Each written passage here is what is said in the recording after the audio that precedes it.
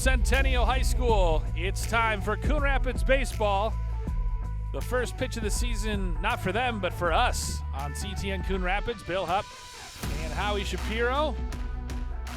Coon Rapids in the black jerseys today with the gray pants and the red helmets. Centennial in the all-white with the red hats, red lettering, and numerals. And the first pitch is swung on and hit out down the right field line. That'll get down for a base hit as Jaden Kopp, the catcher, gets aboard with first pitch swinging here in the top of the first. Yeah, nice way for the Cardinals to start out. They had a couple of rough outings to start this season, Bill, and as I'm sure you know, obviously. And then they had a nice 6-3 win over Armstrong last evening. So Centennial, really a good squad, comes in at 3-0, hitting the ball well, pitching well. And this is a great test for Coon Rapids. Yeah, no question. One of the many good teams in the Northwest Suburban Conference. As the temperatures very unspring-like today, 44, but it feels like 38 at first pitch. But at least we're dry. We were worried that we were going to get rained out. Wind gusting up to 8 miles an hour. And it's good to see a hit start things off for the Cardinals because in their 2 losses, they were held to a run in each of those losses. So need to get the bats going if they hope to spring the upset on the road as Tyler Denal, the designated hitter, stands in from the left side, and he is up in the count 2-0.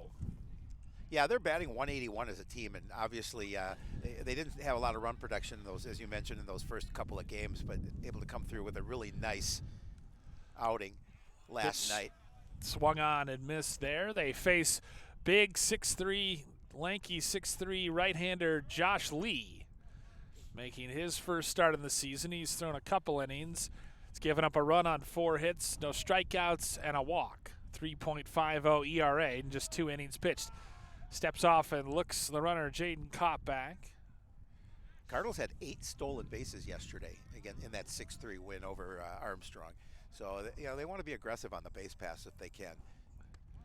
That one taken high, and Kopp, or Denal rather, is ahead in the count, 3-1. Coon Rapids comes in 1-2, 1-0 in the conference, so they're 5th right now in the NWSC. But everybody looking up at Centennial, who is 3-0. That pitch over for a strike, and the count runs full. Yeah, Tyler looking for his first hit of the season. That'd be a great place to get it right here with a runner on and nobody out. Yeah, sure would. Lee comes sets, pitching from the stretch. The 3-2, and it's fouled on back.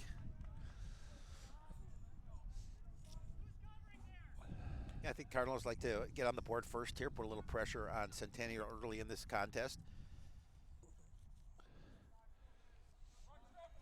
Definitely not baseball weather today, Bill. No, not at all. But, spring weather in Minnesota, I suppose. The 3-2, and Lee chases Kopp back. Jared Fearing, the left fielder, on deck.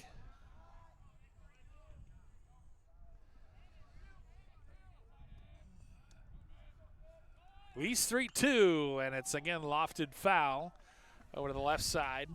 I was telling the story yesterday. I did a Anoka Coon Rapids softball game in the playoffs, and I think it was Coon Rapids at least. And there was one at bat where the girl hit 18 foul balls. Wow. And eventually worked a walk. Wow. That's incredible. It was the biggest battle I've ever seen. And most of them were the same place, just down the left field line. I ran out of things to say as that is a called strike 3 on Tyler Denal. Denal didn't like it, but a big strikeout recorded by Josh Lee, so brings up the finally coiffed Jared Fearing, standing in from the right side. Fearing hitting .444 on the season, so he's hitting well for Coon Rapids, and he may be their best hitter. Runner takes off, throw down to second base, and it's dropped. It would have been in time, I think. Yeah, I think so. Had it been held onto by Escobedo, or rather by Leeser, the second baseman, but he dropped it. And so that allows the runner to reach. Will give Kopp a stolen base on that one.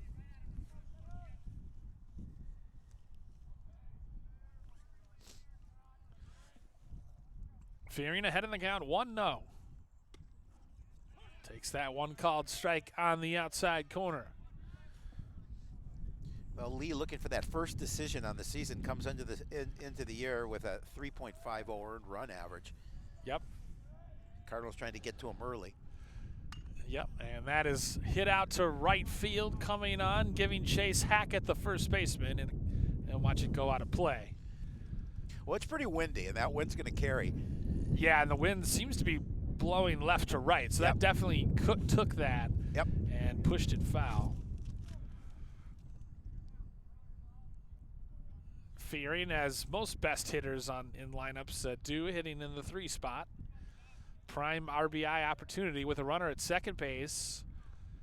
The count 1-2 with 1 out.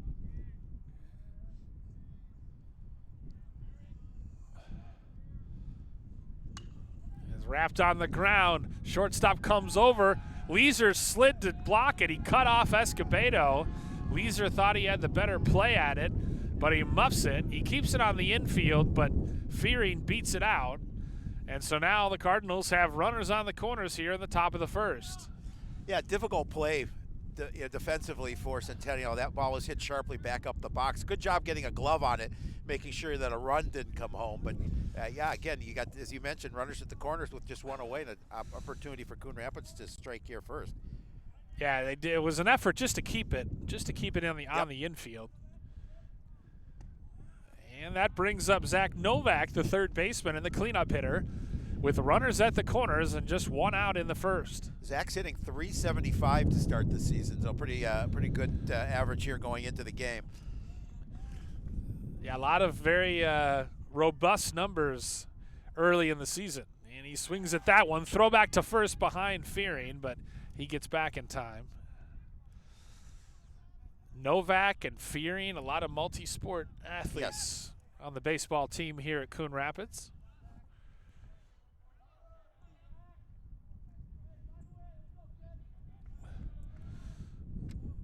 The pitch. Back up the box. Leisure steps on second, over to first. A huge double play turned by Centennial. So Josh Lee pitches around a couple singles. Cardinals leave a runner. We head to the bottom of the first. Cardinals nothing. Centennial coming to bat here on CTN Coon Rapids.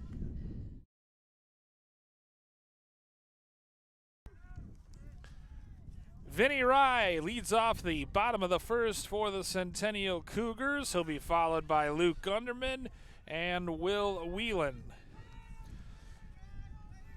Rye's batting from the right side.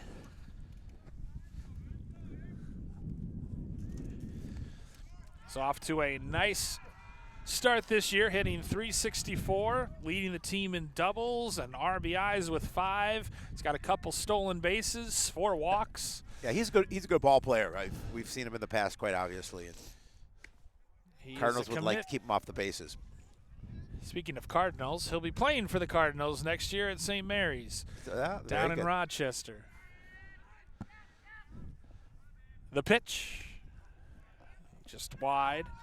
On the mound today for Coon Rapids is Logan Ness, wearing number 3, so the rare single-digit pitcher. Rye swings on and lofts it foul down the right side and out of play. Counts even at 2 apiece. Ness wearing the all-white shoes, rocks and fires. And just a bit high. Cardinals line up in the outfield from left to right. It's Fearing, Scheller, and Stahlberger. Left to right on the infield, Novak. Can't read my own line. Mancher? Manders. Mark Manders. Manners. Lee and Dutton. And then a battery of Ness and Cup, which is almost like Hupp, so I like him. I'm partial to Cup. It's Cop, by the way. Oh, it's Cop. Of course. But it's the. What did I say about not reading my own writing? Rye works another walk, his 5th of the season, and he's doing what a leadoff hitter does, Howie. He gets aboard. Yeah, and that's what Centennial has been doing so far this season. They've been producing, they've been playing well, and they're hitting the ball well as a team. course it's Kopp. I called him hitting a leadoff single just last inning. Gunderman rather, squared to bunt, and then I'm going to blame all my mistakes today on the cold and wind. Oh, you can blame it on me as well if you want. Gunderman comes in hitting .444, so he's one of those Cougar hitters that started the year off well. Yeah, their lineup is robust. They were hitting, before they scored 14 against Blaine, they were hitting .350 as a team. That one just outside the outside corner. Rye is a threat to seal, so Kopp has to be wary. 1-1 the count. Kopp has a good arm, so if they test him, it'll be interesting. That pitch taken at the knees for a strike. Infield at double play depth. Dutton holding on Rye. Bounced in, good block by Kopp. He seems like a really solid defensive catcher back there behind the dish. He really is. He makes sure he gets his body in front of the ball, and he does a really good job defensively calling signals for those pitchers. The pitch on the ground between the shortstop and third baseman. So Gunderman with a single, and the first two runners aboard here in the bottom of the first. Yeah, with 2 strikes on him, a nice piece of hitting, is able to advance Rye to second. And Centennial's threatening here in the bottom of the first. So a walk and a single have the first two runners aboard. And that'll bring up Will Whelan, the designated hitter. Whelan committed to the University of Minnesota as a junior. Impressive numbers for him as he looks at a called strike. Yeah, he's hitting .333 on this season. He is. 5 walks. He's got a .571 on base percentage. So that's solid numbers. That'll do. Yes, it will. Takes low and inside to even the count at 1. Rye leads from second. Gunderman from first.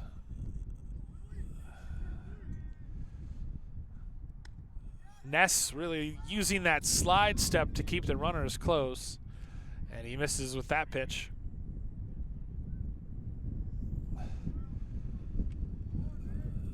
The 2-1. That one was close. They didn't get it, though, and he falls behind Whelan 3-1. Yeah, you got to be careful here. I think Kopp thought that was a strike, and he was looking to see if they maybe get some other clarification, but nothing was coming. The pitch, it's fouled off, shot down the left field line. Whelan and the dangerous Aiden Leeser to follow. Back-to-back Big Ten commits in the lineup. Counts full here on Whelan. The pitch. Called, strike 3 at the knees. A big strikeout recorded right there by Logan Ness. Well, they certainly needed it, and he was not happy with that strikeout as he threw his bat immediately after being called out.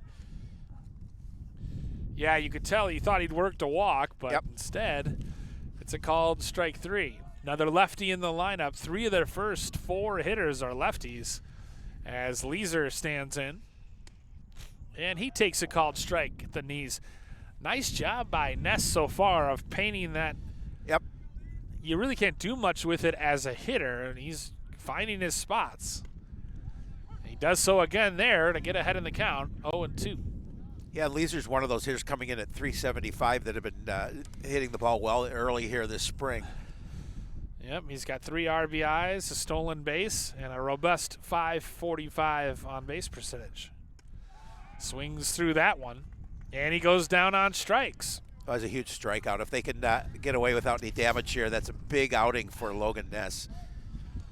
Ness, after allowing the first 2 runners to reach, fans the next 2, arguably the 2 most dangerous hitters in the Cougar lineup.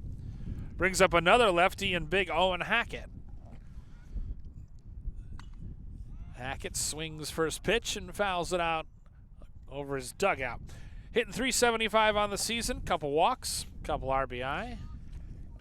They had a wild game yesterday. They hung on after being up 14-3 entering the last inning. They had to hang on to beat Blaine 14-12. That one shot out to left, and will drop foul. Oh, Just foul. Unfortunate, too, because Fearing took a bad route right there. He started to go back, and then he slipped. And fortunate that it went foul. Well, and you can see the wind's playing havoc with what sure. these baseballs are doing. No, that's a great point. And so once again, Ness has gotten ahead of another hitter. He's ahead 0-2, trying to get out of this jam. The pitch on the ground. Shortstop up with it and steps on the bag to retire the side. So Ness leaves a couple on after getting the first 2 runners on base. Centennial with a hit. They leave 2 but don't score anything. We're through 1. Scoreless here at Centennial on CTN Coon Rapids. Shapiro. Tommy Dutton, the first baseman, leads things off here in the top of the second. He'll be followed by Logan Ness and Danny Scheller in this second. Josh Lee's first pitch is taken high for a ball. Yeah, Dutton's looking for his first hit of the season here.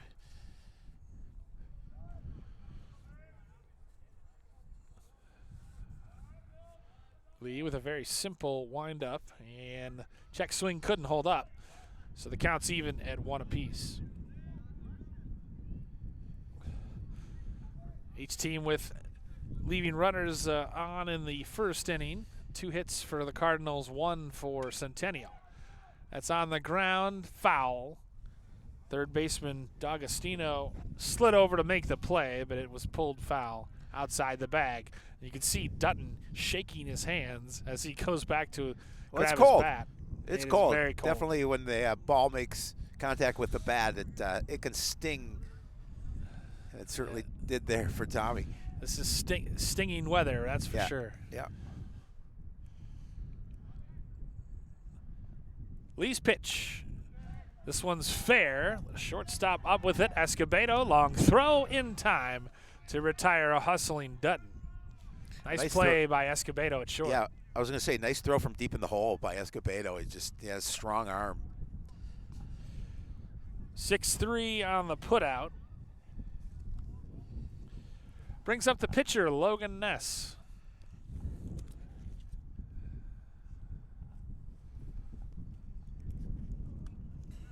It's fouled on back. One thing that Ness himself did nicely when he was on the mound in the first inning was get ahead of hitters. Yes. He was 0-2 on most of the hitters in that inning. Swings and finds himself down 0-2 in this at-bat. Ness hitting 167 on the season as he steps to the plate. And again, the Cardinals started off a little slow, had a nice win yesterday, and as we talked about, good opportunity here against a really good Centennial team. And in fairness to the Cardinals, they had a really tough opening schedule. They did. 3 games on the road. Yep. And 2 of them were at South Suburban Conference Powers in Minnetonka and Prior Lake. Correct. Called strike 3. Lee tires the first 2 batters here in the second. And you're going to correct myself before we get called out in the comments. Minnetonka is a Lake Conference. Lake Conference, yep. But still South, suburban. 2 of the better programs in the metro area. And Correct. they lost 10-1 and 11-1. And then rebounded, like you said, 6-3 against Armstrong. First pitch swinging for Danny Scheller, and he fouls it off. 2 strikeouts recorded on the afternoon by Josh Lee. Danny also looking for his first hit of the season. That one just low. Yeah, a lot of guys out there with the black balaclavas. Not a bad idea on a blustery, cold spring afternoon. That's lofted out to right. He comes in initially, Gunderman drifting and makes the catch, but he made it a lot more acrobatic and difficult than he needed to. Well, that wind was carrying it to the right field corner. So. Yeah, you can see the effect the wind had, but ultimately Lee sets him down 1-2-3. To the bottom of the second we go. Still scoreless here in Centennial.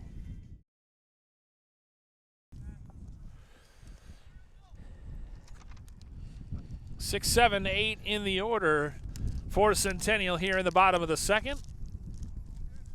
To face Logan Ness, it'll be Sam Meny, the catcher, leading things off. Meny hitting .500 on the young season with a couple RBIs. Interestingly, he also has 4 strikeouts, Howie. And he swings and continues his hot hitting, punching that one to right. And the leadoff hitter is aboard for the Cougars here in the second. Yeah, all 6 of his base hits have been singles, but certainly, again, second inning in a row that Centennial gets their leadoff hitter on us. He's going to get a Well, that continues my theme. 10 of his 11 at-bats this year have been singles or strikeouts. So he's a real two-out kind of guy. And he'll get taken down for a pinch runner. As for the second straight inning, the leadoff batter has reached. Brings up Jack D'Agostino, the third baseman. D'Agostino, .429 on the season, couple RBIs, 500 OBP. And he looks at a called strike on the outside corner. Yeah, you see some real robust numbers offensively for this Centennial lineup. Yeah, you really do, and that's why they've been successful this season, is they're getting on base and they're making opportunities count. You saw the last inning for Centennial. They had a couple of runners on but couldn't bring anybody home, but they did threaten. Looking to do so here again in the second. D'Agostino didn't like that inside corner strike, but once again, Ness has gotten ahead in the count, 0-2. The pitch. Swung on and missed, and D'Agostino goes down on strikes. Third strikeout recorded of the afternoon by Ness. Yeah, big strikeout for him here with a runner on first to get that first out of the inning.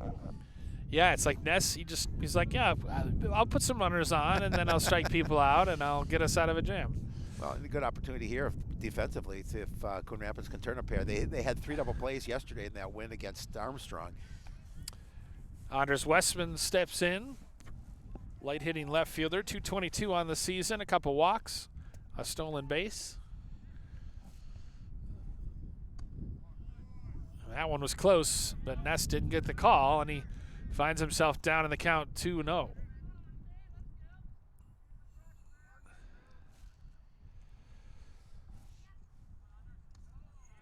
He's had to basically work exclusively from the stretch, given that there's been traffic on the base paths.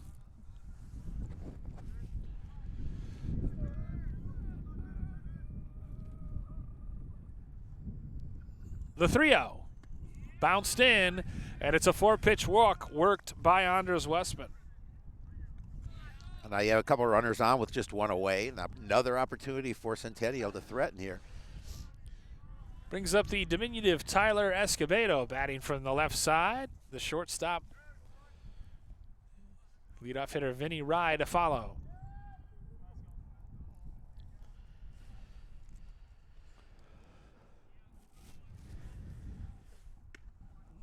That went over for a strike. Ness working quickly.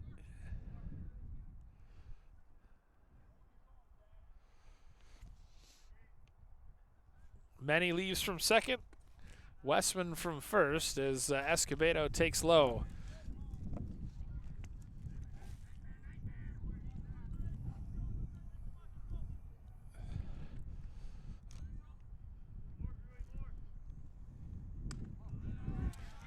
Three of the 4 outs recorded so far by the Cardinals have been via strikeouts, so the defense has not had to work much. They have not. In the early going.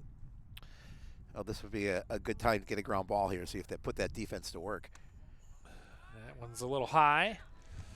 And the count's even. Oh, 3-1. The count is now 3-1. The scoreboard had me fooled for a moment. Each team, no runs, 2 hits, no errors. The pitch. Way high, and Escobedo has taken a walk to load the bases. Third walk of the afternoon for Ness. Yeah, not the situation you want to be in with just 1 away and an opportunity for the Cougars to see if they can break this inning open with a hit shot to the gap. Now, that's exactly what Centennial wants. They roll over their lineup over to the top, top of the order with the bases loaded and just one out here in the second. When taken inside by Rye.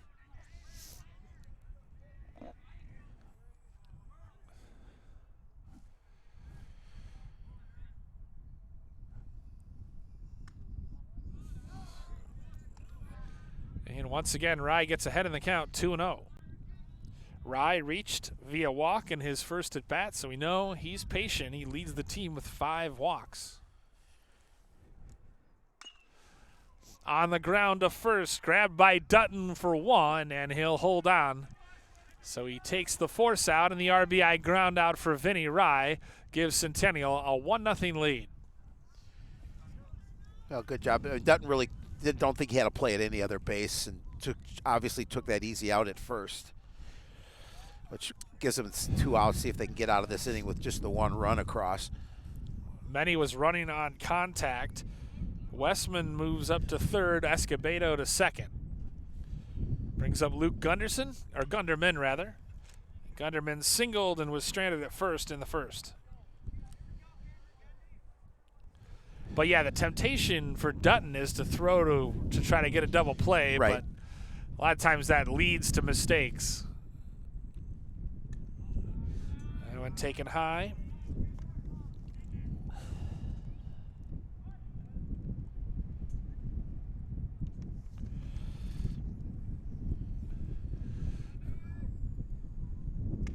swung on and missed by Gunderman.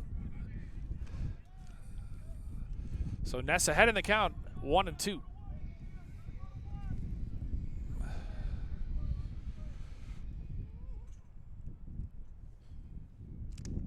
Struck him out. Nice job by Kopp to hang on to that foul tip. And so Ness gets out of the jam via the strikeout. He limits the damage. 1 run on a hit. Centennial takes the lead. We're through 2 innings here in Centennial, and the Cougars lead at 1-0 on CTN Coon Rapids.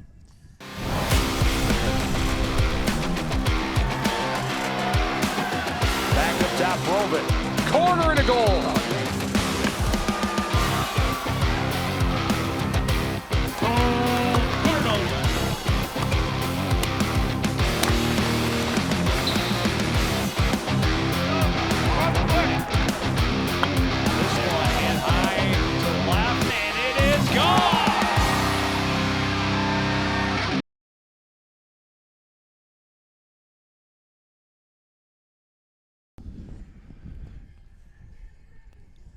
Top of the third starts off with Matthew Stahlberger, the right fielder for Coon Rapids. Bill Hupp and Howie Schwab, Mike Peterson, our entire CTN Coon Rapids crew bearing the cold to bring you Cardinals baseball. First pitch swinging, lofts it out to left field, coming back and then coming in. Westman, he'll make the catch. Had to call off Escobedo, the shortstop, in short left. And 1 pitch, 1 out here in the top of the third. Those balls up in the air, that definitely is an adventure with this wind. You saw that coming in and making that catch, but it started to float on him a little bit. Yeah, it is certainly an adventure if you get the ball in the air.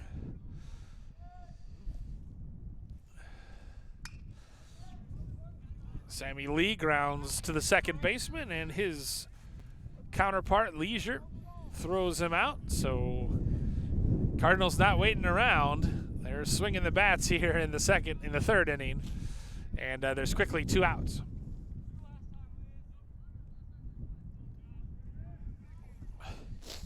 Brings up the leadoff hitter, Jaden Kopp. He reached with a first pitch, first inning single, and then was stranded at second. He looks at a called strike.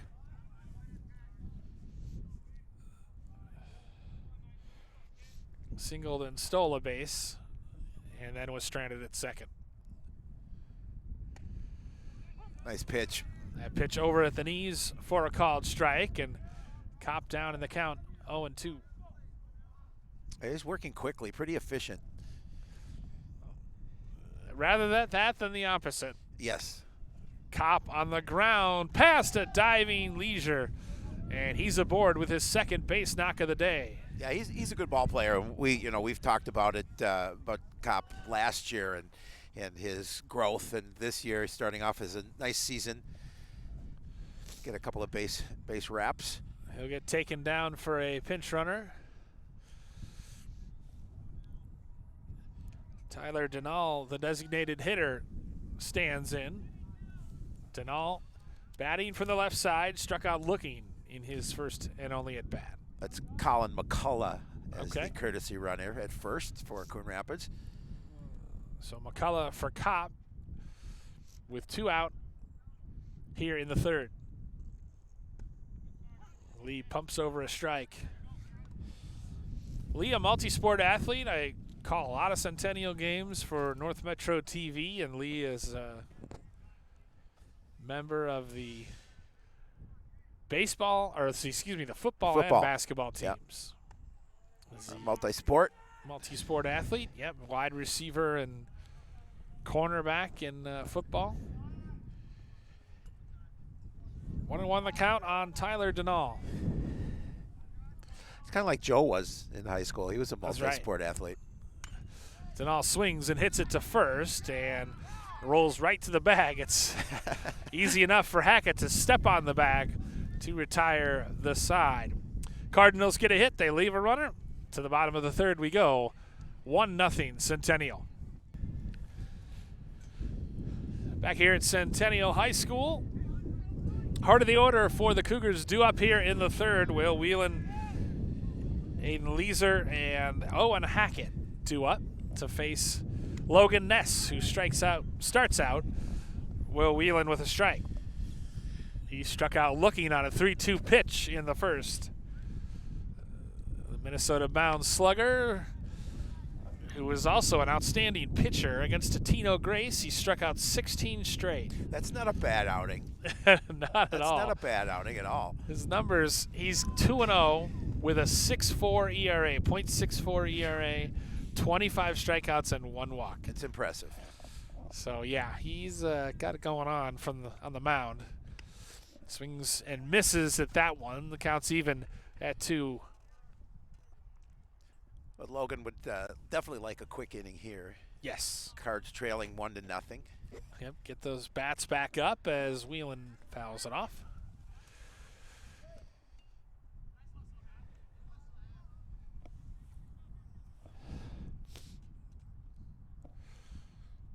Cardinals no runs, 3 hits, no errors.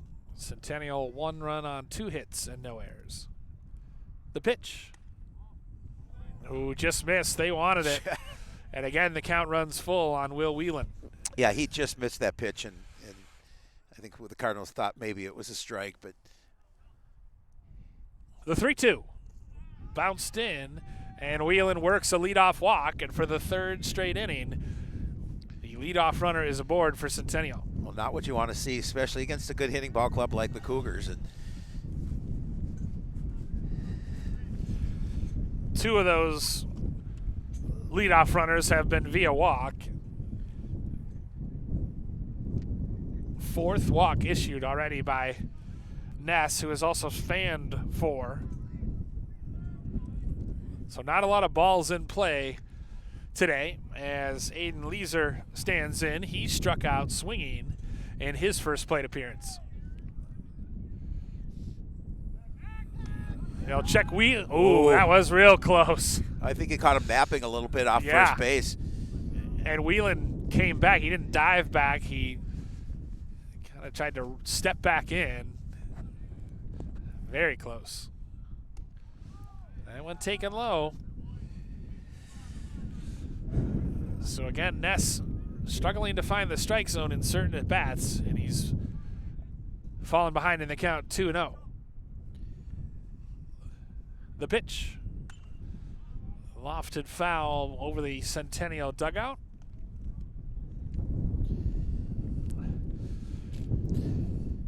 Yeah, we'll see with the cool weather how long a leash that the pitchers have on the mound, you know, especially so early in the spring.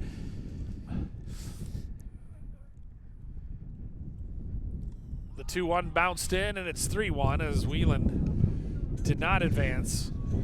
And part of the control issues that each pitcher is having might be due to a struggle with the grip. It's Right. harder to grip the Oh, yeah, baseball, absolutely. obviously, in the cold weather. The 3-1. Taken high, and Leeser works a walk, so the first 2 runners aboard via the base on balls here in the 3rd inning, and once again there's traffic on the bases. Yeah, I'm watching you. You don't have gloves on, and I know you're losing grip on that pen every once in a while. It's just, you just can't keep full control of it. Well, I didn't account for the wind. I knew it was going to be cold. I did not account for the wind. No. Owen Hackett, rather, looks at a strike. Almost called him Nathaniel Hackett, disgraced former Denver Broncos head coach and current New York Jets offensive coordinator. Correct. Hackett hits it on the ground to short. Flip to second for 1, on to first. Oh, close. Maybe beat it by a half step. They nearly turned a beautiful 6-4-3 double play. Instead, they'll settle for the 6-4 force. Yeah, we don't know. Unfortunately, today we don't have the benefit of replay, but I think they got him. Sure looked like it. Hackett is not the speediest of. Are you saying he's not fleet of foot? Not the fleetest of foot. I'm not going to say he's not fleet-foot. So now runners at the corners with 1 out. Sam Meny swings and lofts it out to right. Drifting back and over, making the catch, Stahlberger. It'll drive in Wheelan, though, so a productive at-bat for Sam Meny, and the sacrifice fly makes it 2-0 Cougars. Well, Meny was able to get that ball a ride to the deeper part of right field. Stahlberger didn't even try to throw out No. Wheelan at home, so the sac fly RBI.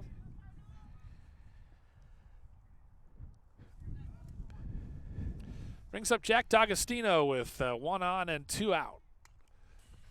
He swings and misses as Hackett remains at first.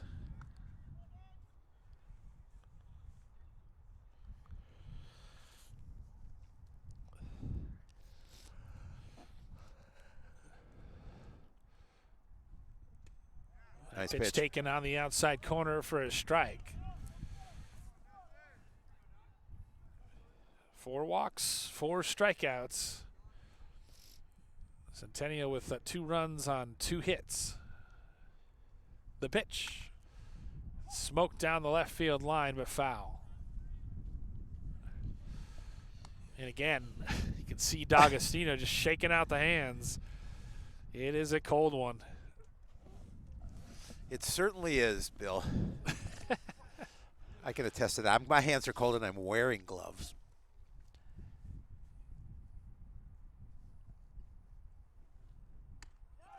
Could not check his swing, and that will end the inning. But Centennial takes advantage of a couple leadoff walks, and they add a run. We go to the top of the 4th inning. 2-0 Centennial here at home. 3-4-5 in the order for Coon Rapids here in the 4th. It'll be Jared Fearing, Zach Novak, and Tommy Dutton.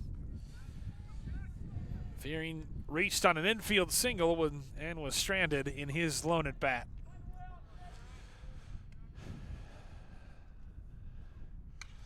On the ground toward us. Well, you and I were chatting off air that this very possibly could be a low-scoring game, and a big second run opportunity for Centennial. Getting that second run puts a little more pressure on Coon Rapids. Fearing swings and fouls it back. My mouth doesn't work when it's this cold. I was just going to say, sometimes it gets so cold, your mouth doesn't work correctly. Your jaw gets a little too cold. 0-2 pitch from Lee. As lofted up. That's yours, Hup. That is going to drop just in front of the first baseman. I thought maybe it was going to be an opportunity for you to snag that foul ball. I thought about scaling the fence right in front of us. And just reaching over? Yeah, exactly. Interfering. Yeah. Getting myself kicked out. Forcing Mike Peterson to come down and broadcast.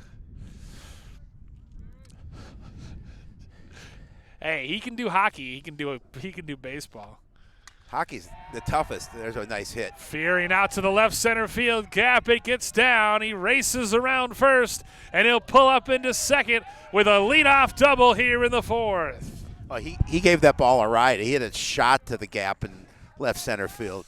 And that's the hardest hit ball we've seen hit all day by either team. Well, it was hit on a line drive, so it didn't get a lot of elevation, so that wind didn't affect it at all, or at least much anyway. So Fearing continues his hot start to 2023 with a single and now a double. And the leadoff runner is aboard here for the Cardinals in the fourth. Brings up the cleanup hitter, Zach Novak, grounded into a tough 6-3 double play to end the first. Fearing leads from second as Lee now pitches from the stretch. Hit on the ground, back up the middle. Escobedo sliding to his right, and he decides to eat it rather than try to make a play at first. Nice job by Escobedo to keep it in the infield, but a well-placed hit by Novak, and the infield single puts runners at the corners for the Cardinals. Yeah, he just didn't want to. He would have had to force that throw over to first, and I'm thinking that, like you mentioned earlier, just didn't want to have a bad situation happen now with a runner at third and let it run in. Brings up Tommy Dutton, the 5-hitter. Grounded out to the shortstop, Escobedo, in the second. He takes inside for ball one. Runners at the corners, nobody out, and the Cardinals threatening, trailing by a couple runs. 5 hits on the afternoon. So that offense starting to come alive after struggling early in the season. He tips it foul at the plate. And the count's 1-1. In fact, out hitting Centennial 5-2. Unfortunately, you don't get wins from hits. Yeah. Centennial knocked out 21 hits yesterday in their 14-12 win over Blaine. Hit him. And he wears it. Yep. Dutton takes the hit by pitch, and now the bases are loaded. First real sign of trouble all day for Josh Lee. That's got to hurt a little more on a cold day like today. Yeah, he's definitely wearing that one. So the pinch runner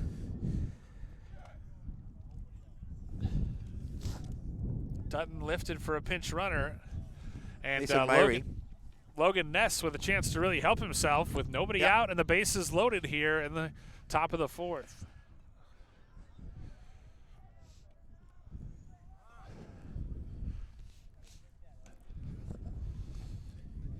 Ness struck out swinging in his one and only plate appearance. And he looks at a ball high and wide. Like you said, Cardinals 5 hits, no runs, no errors. Centennial 2 runs on just 2 hits. It's those walks that have really come back to bite. They have. Logan Ness. The pitch from Lee. Ness hits it on the ground. Escobedo, it eats him up, and everyone's going to be safe.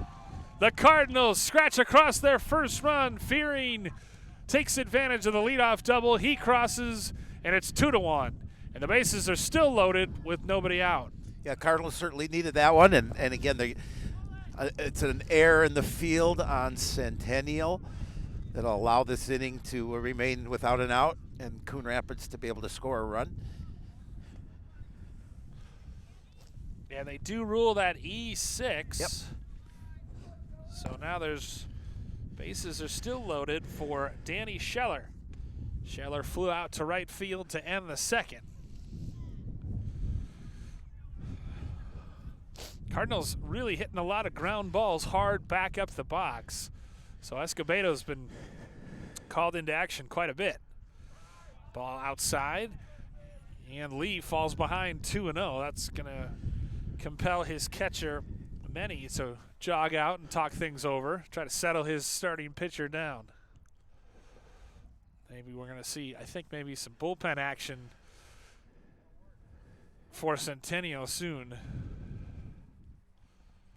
And like you said, it's a cold day, obviously, and how long will these starting pitchers be able to go? Oh, that'll be the key. Yeah, Lee had pretty efficient up until this inning. Centennial playing back at double play depth in the middle of the infield. Ian at the corners. The pitch. And Scheller looks at a called strike. Center fielder, he hasn't had anything to do all day. No. The wind has seen to that. The 2-1 from Lee. Scheller swings and misses, and the count's even at 2. Novak at third, Dutton at second, Ness at first. Big opportunity right here for Coon Rapids. Lee steps off.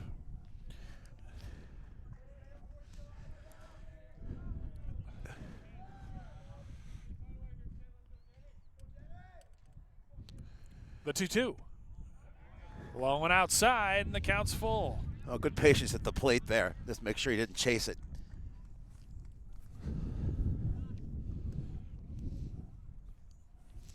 Danny Scheller with the count full, the bases loaded, and nobody out here in the top of the 4th. The pitch. Taken low, and the game is tied, courtesy of a bases loaded walk worked by Danny Scheller. Well, the Cardinals don't care how they score runs. The fact that they score runs is all that's important. Exactly.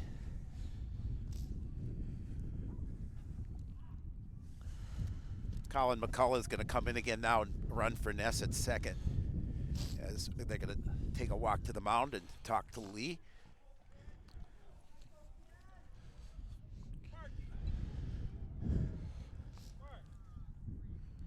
Matthew Stahlberger due up as the Centennial pitching coach out to talk to his hurler. Cardinals have scratched across 2 runs, still have the bases loaded with nobody out. Nobody out. Yep. You know how I think standing was a great call. I think so too. Much warmer. Yeah. Well, keep telling yourself that. Stahlberger in his first plate appearance flew out to left to lead off the 3rd.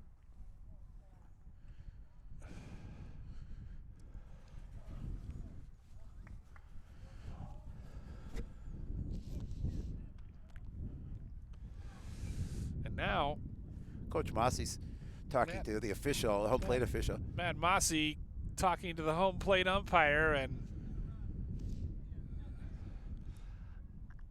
I think maybe about a runner issue. I'm not really sure. Well, they changed runners. Oh. So they're going to make Ness stay out there. Yes. So Ness taken down for a pinch runner. McCullough, you said, but yeah, he has to run.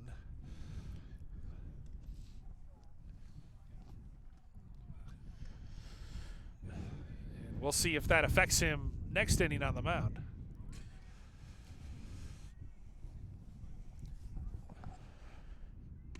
Stahlberger looks at a called strike on the outside corner.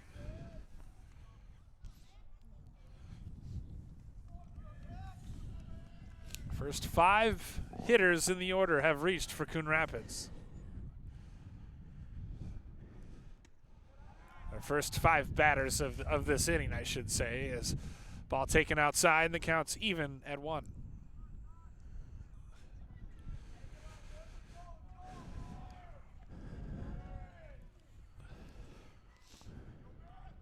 The pitch. Stahlberger lofts it into right field. Coming on, long run, right at the line, it's caught, but the tag comes in, and the Cardinals take their first lead of the game. A productive out by Matthew Stahlberger as Gunderman had a long throw, and that allowed Dutton to cross with a go-ahead run. Cardinals have plated 3 here in this top of the 4th. Yeah, with the wind, it was a difficult throw to try and get him at the plate, so you want to be aggressive and you want to make sure you score that run. And Ness alertly moved up on the play as well, so a sac fly RBI for each team now. And it's time for Sammy Lee to step to the dish with a runner at third and 2 out in the inning. Runner at first and third, I should say. We'll see if Coon Rapids decides to try to do any kind of first, third things. Blaine did that yesterday, or I should say Centennial did that yesterday in softball, and it worked to perfection as Lee swings at that pitch outside and misses. Still only one out in the inning with runners at the corners. Count 1-1 on Sammy Lee. That's a pitch Lee probably would have liked to have had back. He chased that one outside. The pitch swung on and missed. Runner goes and was cut off by the second baseman, Leeser. So unable to advance. Give a steal to Scheller.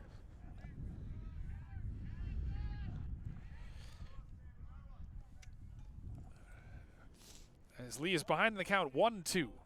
Runners at second and third now for Coon Rapids. The pitch. And he lofts it foul. Pokes it foul more. Catcher Jaden Kopp, who's 2 for 2 this afternoon, waits on deck. The 1-2. Taken low and outside. Lee would love to work a walk right now. Oh, I was just going to say the same thing, especially with Kopp on deck. Roll it over to the top of the order. Instead, he hits it on the ground. Escobedo scoops it up. He'll go home with it, and they score another run. Another run comes in, a play at the plate. Save!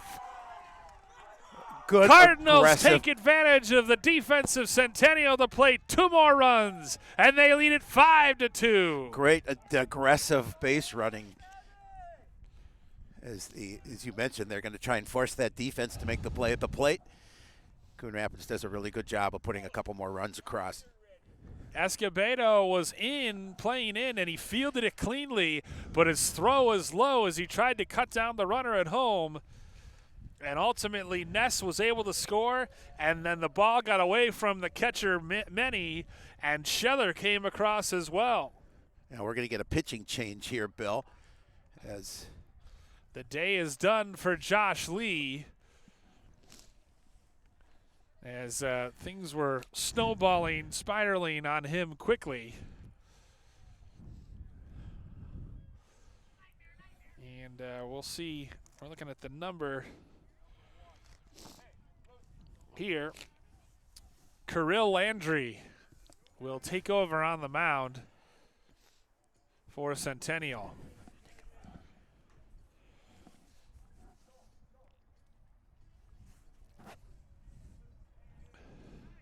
Sammy Lee, incidentally, on that play, raced all the way to third. So Lee stands at third with still just 1 out in the inning. But 5 runs have come across for Coon Rapids. 5 runs on 5 hits. But this inning very much fueled by errors and wildness for Centennial. yeah, so now we're going to get an opportunity for him to get some warm-up pitches and another opportunity for the Cardinals to see what he's going to do. Do you think that was – yeah, we'll take a quick timeout while Landry warms up. Cardinals have scored 5 in the 4th, looking to add more when we come back here on CTN Coon Rapids.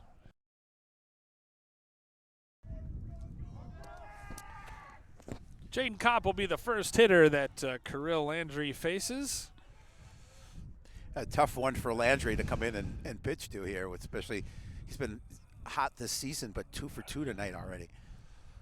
On that broken play, Sammy Lee alertly took second, so there's runner in scoring position for Kopp, who is 2 for 2 today.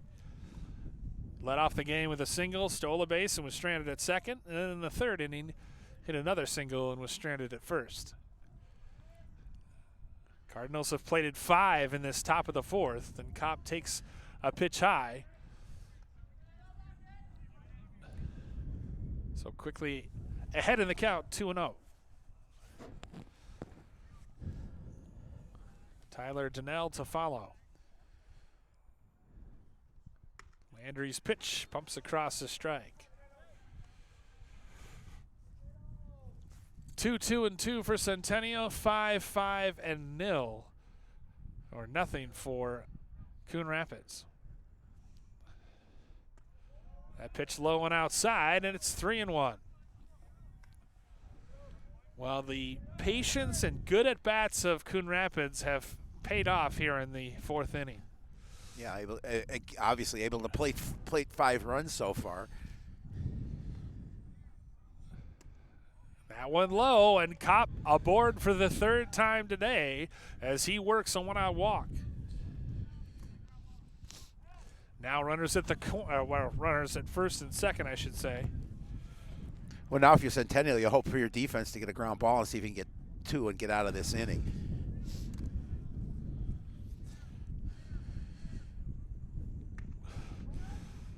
Tyler Donnell batting from the left side. He grounded out to first and also struck out. So he's 0 for 2 today. Love to get a base hit as Landry out of the bullpen is struggling to find the strike zone.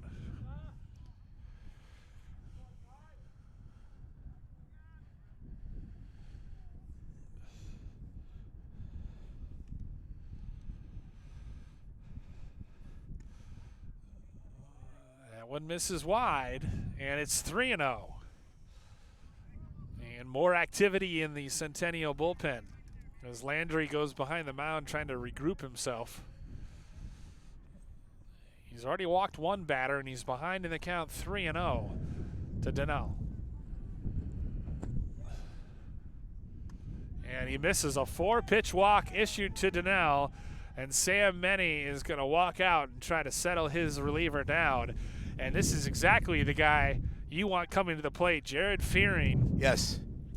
Striding to the plate, Fearing led off the inning with a double and came around to score. So the Cardinals have batted around here in the top of the fourth. Well, it's not like there's any place to put him, so you have to pitch to him. Fearing 2 for 2 today, an infield single and then a double and a run in the fourth. Bases loaded with Cardinals.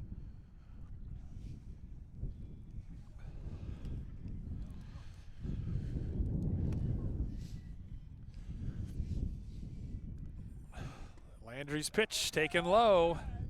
I believe that's 7 straight balls thrown by Kirill Landry. Yeah, he just can't find the box. I do really think the cold and the lack of grip is impacting these pitchers. He misses there, and once again, Landry finds himself behind a hitter.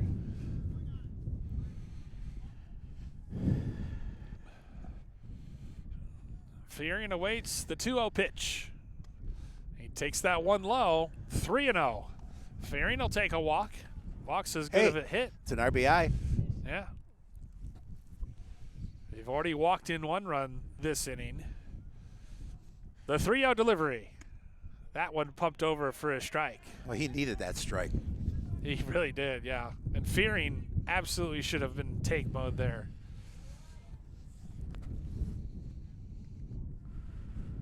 The pitch. That's low. Fearing draws the base on balls. It forces in a run. It's 6-2. A 6-run explosion. This matches, to give you an idea, this matches the season high in runs for the Cardinals. Yep. Yeah, didn't do much offensively the first 2 games, and won 6-3 last night over Robertsdale Armstrong, and now we're going to change pitchers again. So a short outing for Landry, who issues a couple 3 base on balls, and he'll be taken down for another reliever. Not the outing how he wanted. No. Tyler Gruet will get an opportunity to take the mound here for the Cougars. Yep.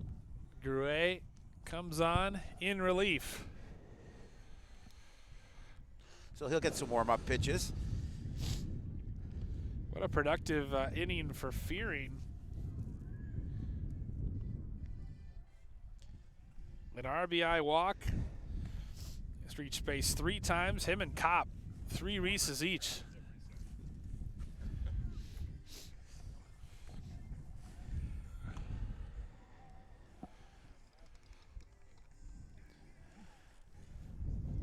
And while he warms up, we'll take a quick break as well. Cardinals still batting here in the 4th. They've played at 6. They still have the bases loaded, and there's still just 1 out. Don't go anywhere. Back in a second here from Centennial.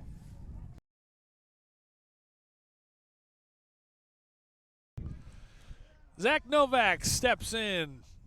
The bases loaded and still only 1 out. Last 4 Cardinals have reached base. Novak got an infield single and came around to score a run. He's 1 for 2.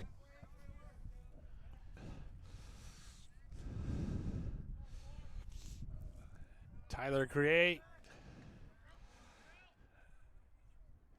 on in relief, the 3rd Centennial pitcher of the day. Yeah, second this inning.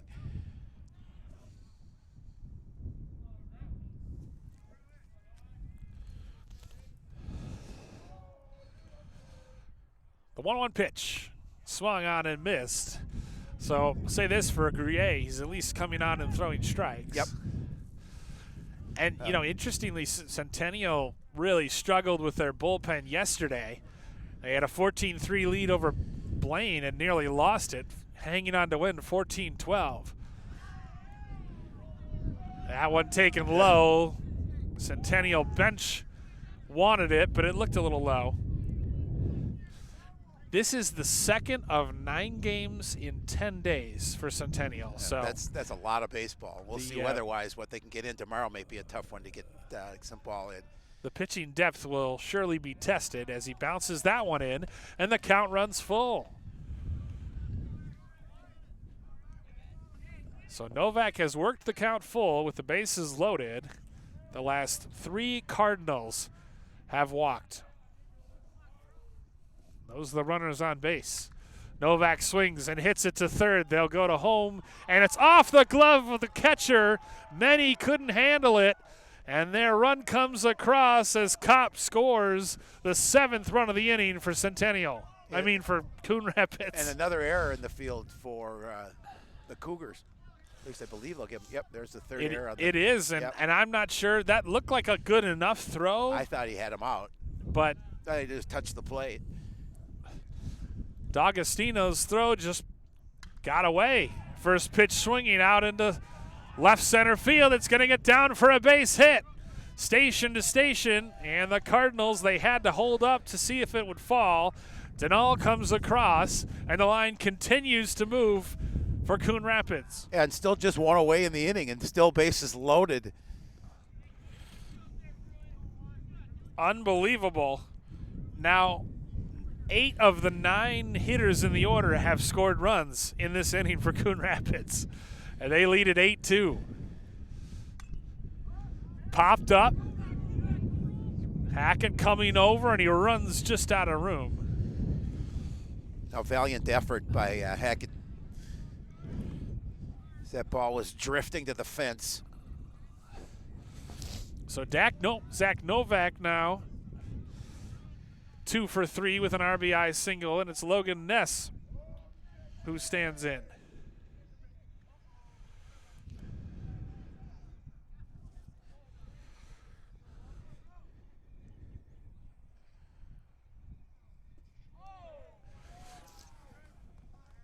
They don't announce who they give the errors to. I'm just going to give it to the 3rd baseman, I guess, in this case. The best guess right there. Wow, the catcher should have had it, though. Yeah. Bases loaded. He didn't straight up drop it, but yeah, it probably should have had it. He should have. Fearing at 3rd, Novak at 2nd, Dutton at 1st. Logan Ness, the pitcher, suddenly finds himself with a 6-run lead, and he is at bat. Trying to add to it. Still just 1 out. Swung on and missed, and he strikes out for the 2nd time today. A big out in the inning here for Centennial. Now you get 2 away, and you just got to get the hitter to the plate and stop the bleeding, but easier said than done. That ends a string of 6 straight Cardinals hitters to reach base. Still not out of the inning, however, as Danny Scheller stands at the plate. He walked, stole a base, and scored.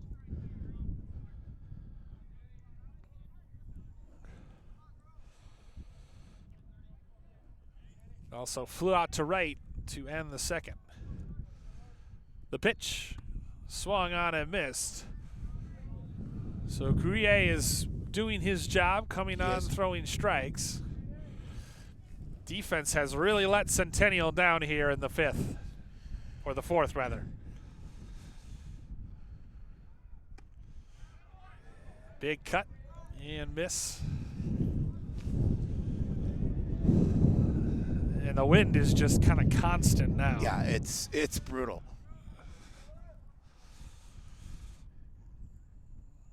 Gruyere sets and delivers. And it's wrapped on the ground. Escobedo bobbles it again, and he can't make a play. Another run scores. The 3rd error of the inning on the shortstop, Escobedo. The 4th inning committed, the 4th error committed by Centennial. Yeah, I mean, it's just it's a brutal inning for the Cougars coming in, giving up 9 runs and 4 errors. Number of walks. Scored his 2nd run of the inning right there.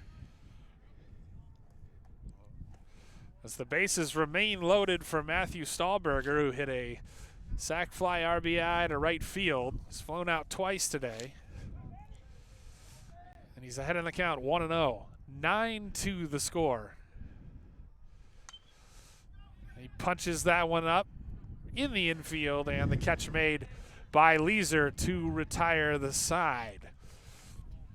9 runs in the inning. 9 runs on 3 hits, 4 errors, and 3 left on base. An explosive inning for Coon Rapids, and they now lead it 9-2 here on CTN Coon Rapids. Anders Westman stands in to lead off the bottom half of the 4th inning. Centennial spent about the last hour in the field as a 9-run inning that featured 2 relief pitchers, 2 pitching changes, I should say, and 3 pitchers overall. Westman bounces it up, and a nice stop by Lee, but he had no play at first as Westman beats it out for an infield single, his 2nd time he's reached today. Yeah, he went down to his knees, but there was been a tough play if he would be able to make the throw. And there's been a lot of balls hit sharply back up the middle, and fielders have been able to keep them in the infield but not necessarily make a play. So the leadoff hitter aboard for Centennial, and Westman bluffed the run as Tyler Escobedo, the shortstop, standing in from the left side. And something that is key is their normal shortstop was hit by a pitch against Blaine yesterday as Escobedo looks at a strike. And so they had to shuffle the lineup a little bit there. And Escobedo just made 3 errors in the top half of the 4th. So who knows how things might have changed had their regular shortstop been in there as Escobedo goes down on strikes. 5th strikeout of the day recorded by Ness. Yeah, things changed a little bit for Logan Ness. The last time he was at the mound, all of a sudden he's got a 7-run cushion. So he has the opportunity here. See if he can make a quick inning of it. Although he did give up a hit to start this one. Vinny Rye at bat. RBI ground out in his last at bat, and he walked and was stranded at 2nd in the 1st. He's got a runner at 1st, and Centennial came into the game 3-0 and in 1st place in the conference. Official calls time. Rye took a timeout as Ness was beginning to wind. Ness has walked 4 today and struck out 6. And now he can be really aggressive with the strike zone with a 7-run lead. He can. That one didn't miss by much. Counts 1-1, 1 out, 1 on here in the bottom of the fourth. And a good pickoff move, and they've got him trapped. Tag applied, and he's out at second base. Nice defense by the Cardinals to nab Anders Westman. Well, Coach Mossy was talking about how well the defense played yesterday in that win, and they're continuing to do so on that play as they're able to eliminate the base runner and get the second out of the inning. 1-3-6 on the putout. So 2 outs quickly and nobody on. That one close, but just missed.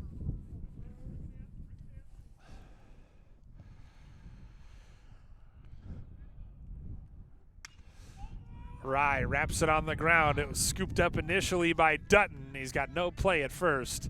So Rye's aboard, and we'll see if they score that an error or give Rye a hit. Well, the ball, he might have beaten it out anyway. Yeah, I think so too, but the ball was hit sharply. Really tough for Dutton to make a play on it. And they're going to give him a hit. Yep. So Vinny Rye continues to boost that batting average with an infield single. Second infield single of the inning. That one skips past the catcher and allows Rye to advance to second. He takes an aggressive turn. So the wild pitch moves Rye up to second in scoring position. Luke Gunderman at bat. He singled in the first, struck out swinging to end the second.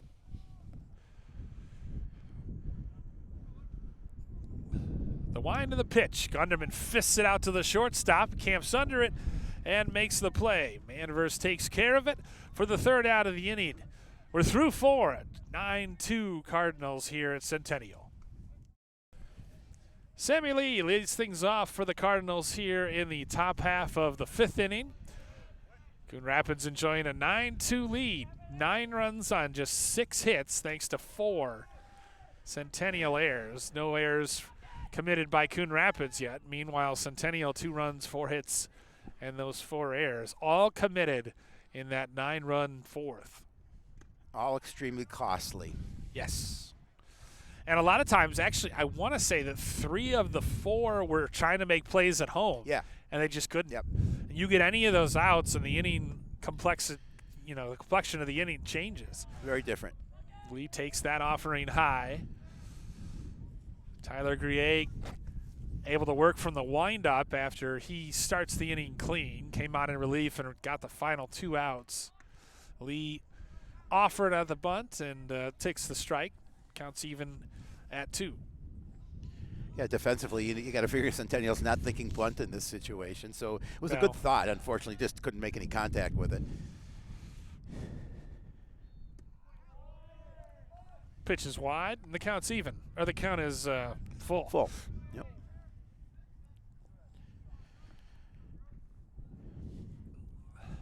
The 3-2. And Lee fouls it off behind.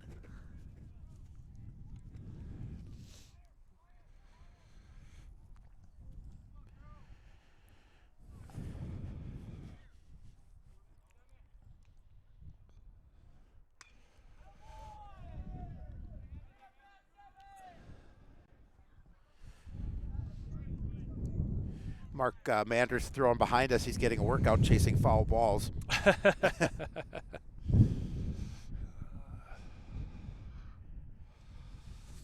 Again, the 3-2 offering.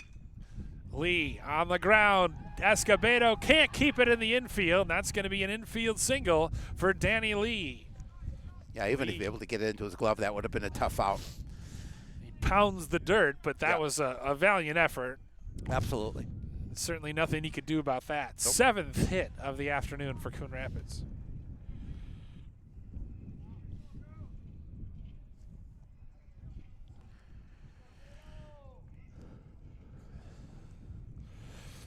So the leadoff hitter once again aboard for Jaden Kopp. 3 reaches for him today. Hits it on the ground to second. Only play is to first for Leeser. And so the job done by Kopp moves the runner over to second and scoring position. Yeah, what you want to do outside of obviously getting a base hit is move that runner over. 4-3 on the putout. Brings up Tyler Denal.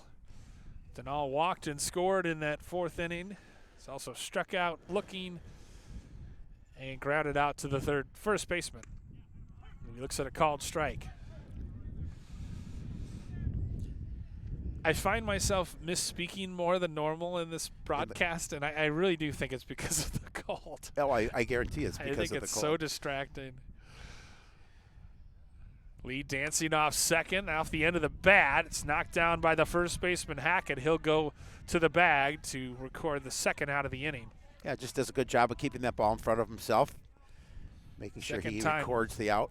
Second time today that Denal has grounded out to Hackett. Does move the runner Lee over to third, so Jared Fearing with a runner in scoring position. He's had a nice day, doubled and scored in the fourth, also walked and scored and earned an RBI. Productive fourth inning for Fearing, who is 2 for 2 with 2 runs. 2 for 2, 2 runs and an RBI. 3 reaches today. That's a pretty good afternoon. For Jared Fearing.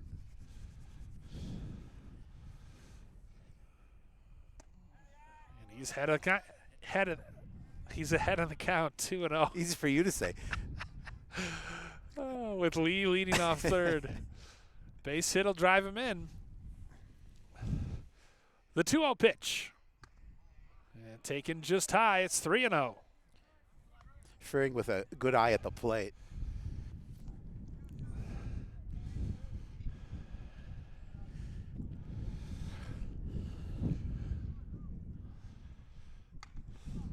Fearing hits it out to right field, shallow, coming on, that'll drop in.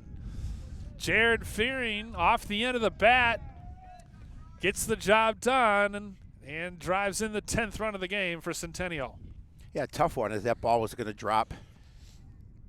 Made a difficult situation coming in, charging in from right.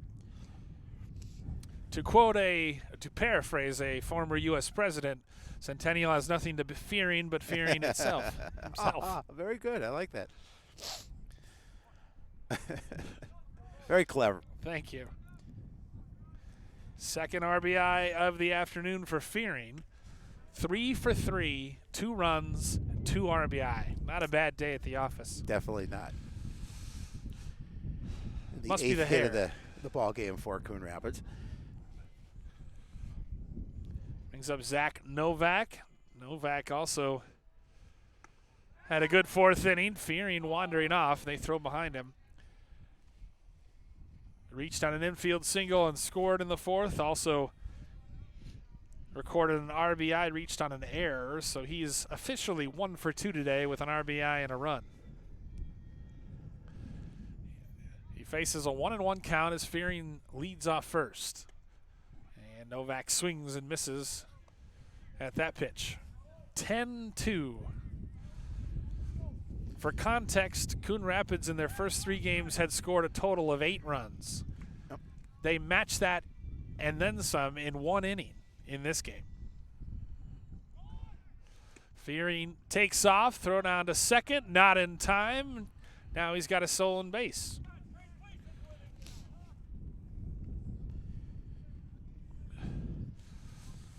So Jared Fearing continuing his excellent statistical output. And now he's in scoring position for Novak. The 1-2. Novak fists it foul on the right side.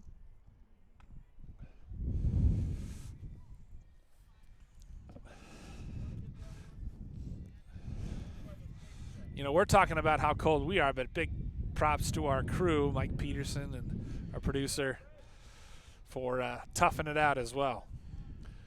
The 2-2 pitch. High. Counts full. Yeah, we're team players here at CTS. Yes. So if one of us freezes, all of us freezes. Mike Peterson's gloves coming really in handy, I'm sure. The 3-2. Novak fouls it on back. Oh. That was awfully close to hitting a young girl who is not aware. Yeah. Fearing leads from second. 2 out. The 3-2. Novak hits a little dribbler to third. Charging D'Agostino. Nice pick by the first baseman, Hackett, and the inning ends. But Coon Rapids able to tack on another run, a couple hits. They leave one. To the bottom of the fifth we go. 10-2 Cardinals here on the road.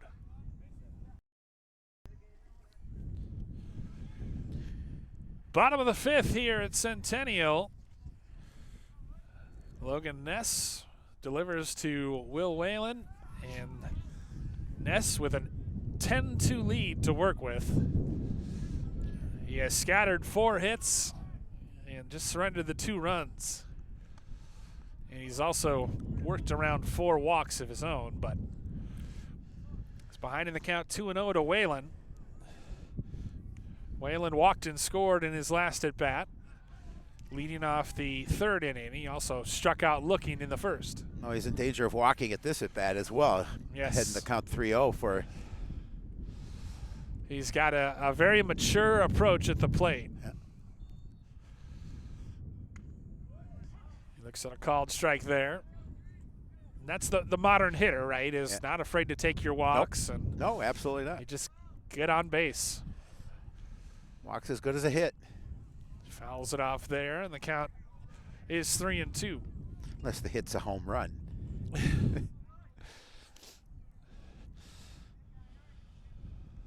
And he can do that, but yeah, you're not wanting to give in to the to the opposition pitcher. Ness rocks and fires, and he misses, and Whelan has worked a leadoff walk for the 2nd time this afternoon.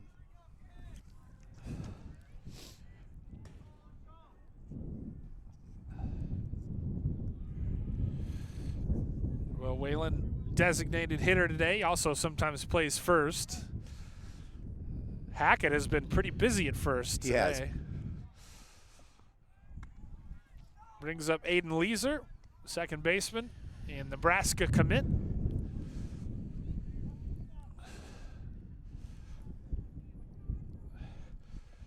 He also walked in his last plate appearance. But Whalen and Leeser were both stranded by Ness. Ness has fired 3 straight balls, and he's behind 2-0 to Leeser, who fouls it on back. And just as you say that, he gets a strike. Yeah. 10-8-0 for Coon Rapids, 2-4-4 for Centennial. Leeser wide stance from the left side, slightly open. And he scoots back to avoid that pitch. 3-1.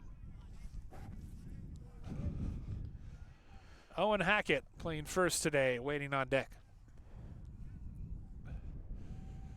The pitch.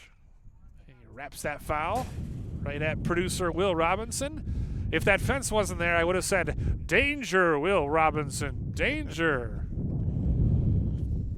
That's the best I can. That's the most. Yeah, but now you have to reference it because these tell with the kids what that's from. Yeah, right. Oh. Called strike 3. Leeser had tossed the bat aside, assuming he'd worked a walk. Instead, he goes down on strikes for the 2nd time today. It was a big strikeout for Ness. 7th K recorded by Ness, and a big first out. Hackett stands in, and he looks at a strike. They throw behind Whelan, and he almost gets caught off first. Ness has recorded a strikeout, at least one strikeout in every inning. Hackett has hits it out to right field. That is going to be gone. A home run for Owen Hackett. Well, he got a hold of that fastball, and he drilled it over the right field fence. Yeah, that was way out. So good call by the Centennial coaching staff to start Hackett at first base today as he hits a 2-run bomb to straightaway right field, and it's 10-4 Coon Rapids. Able to cut into that lead. First home run of the season for Centennial as a team, and Hackett on a cold, blustery day leaves the yard to claw a couple runs back for Centennial.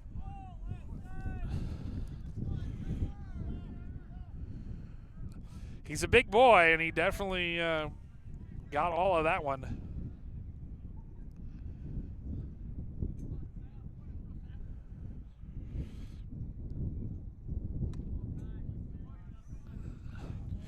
Sam Meny stands in. He singled and scored to lead off the second. Also hit a sac fly RBI to right field. Wait on that fastball, and the count's 1-2.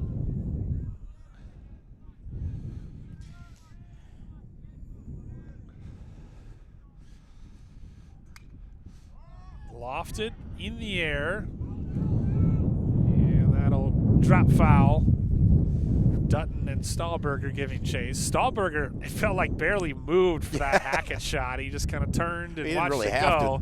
Was it? And risky maneuver to park the truck right behind there, because that was definitely within range. 10-4 our score here in the bottom of the fifth. 2 out, or 1 out rather, nobody on.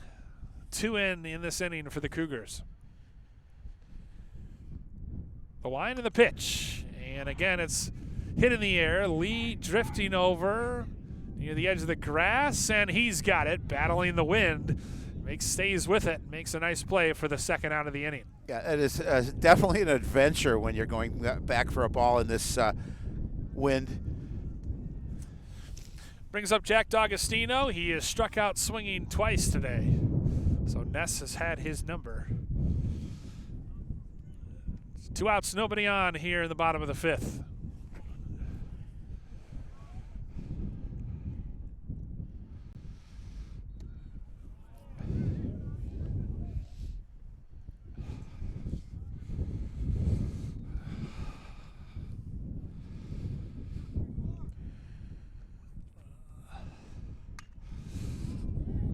Stahlberger out to right. Camps under it for the third out of the inning. Centennial on a 2-run homer by Owen Hackett. Plates a couple here in the bottom of the fifth, but Coon Rapids still in control through 5, 10-4.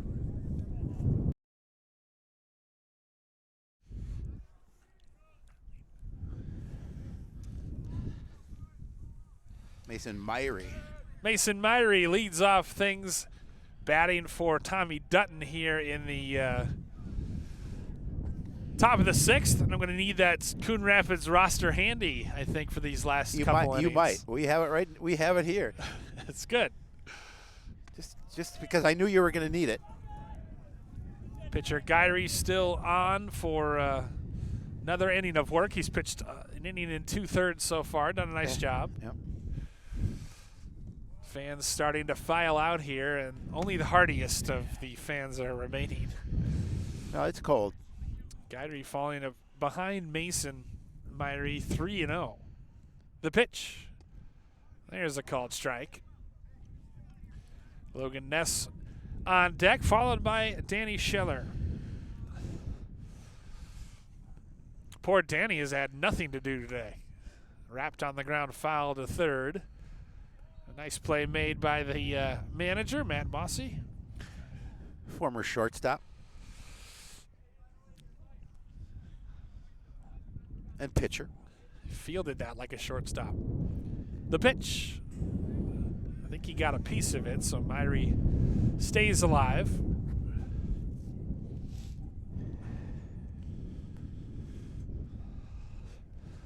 Coon Rapids with 9 in the fifth, or 9 in the fourth, and 1 in the fifth. That's how they got their 10 runs. Popped in the air on the infield. Leeser under it, and puts the squeeze on it for out number 1. Yeah, he waited a lot of while. pop-ups on the infield. Yeah, and he waited a little while for that one to come down. Yeah. So it brings up Logan Ness. He struck out twice today, and in between he reached on an error and came around to score. The pitch. Takes high and inside with that first offering. Shame on me. I've lived in Minnesota for 8 years now. I should have known to bring gloves when in doubt. Well, we've had those 80-degree temperatures, and we just want it. We will it to be warm. Well, I got spoiled yesterday being in the press box at Blaine softball. The 1-1 pitch. And that's roped down the left field line. Fair.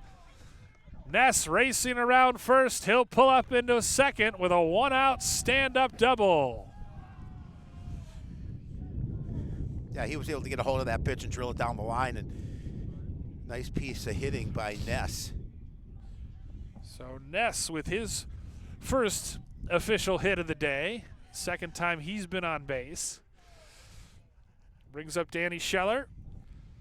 Walked, stole a base and scored, and then reached on an error. All in that fateful fourth inning.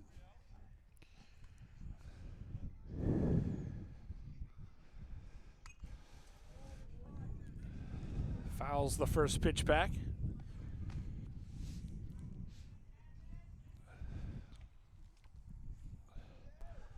Cardinals have taken advantage of some sloppy defense from Centennial, but they've also banged out 9 hits today. On the ground to third, D'Agostino up with it. Over to first to Hackett in time. He tried to advance over to third, and he slides and is safe. Oh. Escobedo certainly thought he'd applied the tag in time as he was covering. Danger or gutsy base running, I'll call it, by Ness. But he got a runner at third now with 2 out. They're going to have a conversation, the two officials. I don't know if the home plate umpire felt he was out. He was certainly called out or safe by the base path umpire, but we'll see what this conversation leads to. Safe is the call, so Ness stays at third. Not just a pitcher, an athlete, Logan Ness. Oh, yeah, absolutely. Matthew Stahlberger now at the dish. Stahlberger, a sac fly RBI. He's also popped out to second and flown out to left. Ness is a multi-sport athlete. Takes a called strike. What other sports does he play? Football player. Football player. Badminton too as well. Badminton as well. Yeah, it's summer barbecues.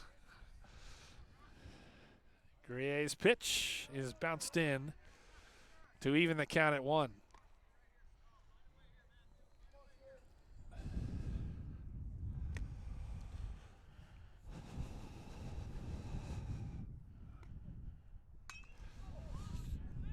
In the air to center. Rye is there, and for the first time today, he puts the squeeze on it to retire the side. Logan Ness stranded at third after a 1-out double.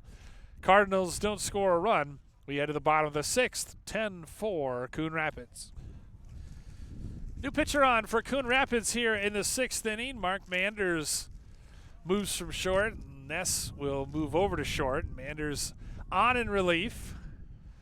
And I think they're going to make him get a different glove. Switch gloves because he's got that blue glove. It's too exciting for the umpires. They can't handle it. I don't understand that. Hey, what about his shoes? Well, they would argue that next. it's distracting, but I don't know. I don't know if I buy that. But. Centennial will have Anders Westman lead off again. He also led off the 4th inning, reached on a single, and then was erased on a caught stealing or a pickoff attempt. And he looks at a called strike. Manders working quickly, so we're big fans of that in this broadcast booth. I wish it was a booth. And Westman shoots one into right field. Coming over to cut it off is Stahlberger. He had issues with it, but he manages to scoop it up and hold Westman to a leadoff single. So Westman, 3 reaches today, a walk, an infield single, and now a ringing single into right field. So I think the clarification is you can't pitch with a glove that has white on it. Ah, I see. It's supposed to be all one color, but not white. Thank you, Joe Yunda. Give a shout out to him. He's watching the game, and he made mention of that. I don't know if he's listening to with the sound on, but See, this is why I'm the backup, because Joe, as the main man, knows these kinds of things. Joe knows everything. On the ground, past a diving Ness. He's able to keep it in the infield, but not to make a play. So an infield single for Escobedo. Yeah. Is that? Yep. His first reach today. Or second, rather. He walked in the first. So now 2 singles have runners at first and second as Manders finds himself with a little bit of traffic on the base paths, and Centennial turns the order over to Vinny Rye. He's had a nice day today. An RBI, an infield single, and a walk. 2 reaches and an RBI. Officially 1 for 1. So he takes a called strike there to even the count at 1 apiece.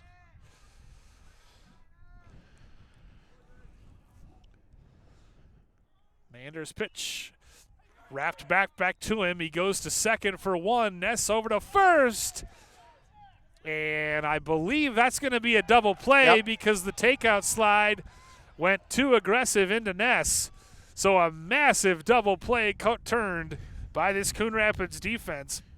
And Bobby Lynch, the first-year manager for Centennial, is out to talk to the infield ump, and now he'll consult with the home plate umpire. Well, Rye is still at first.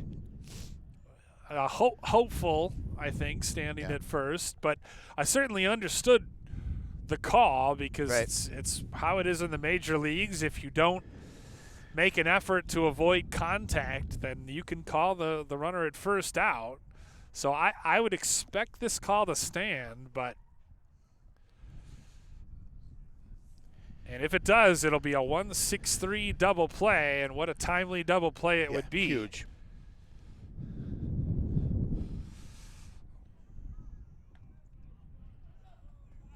Yep, they're both Vinny Rye is out. A 1-6-3 double play turn. And I actually think even if they hadn't called him out, it would have been close. Yes. Because Ness made a real strong throw over to first. A 1-6-3 double play wipes out a couple base runners, and now you just have Westman at third now with 2 outs in the inning.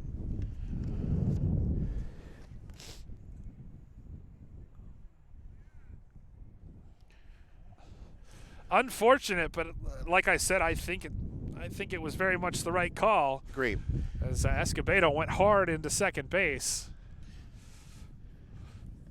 Still some discussion. Bobby Lynch, who was the manager at Irondale the last 5 years, a 2007 graduate of Centennial, calmly making his case to the 2 umpires while the rest of us freeze.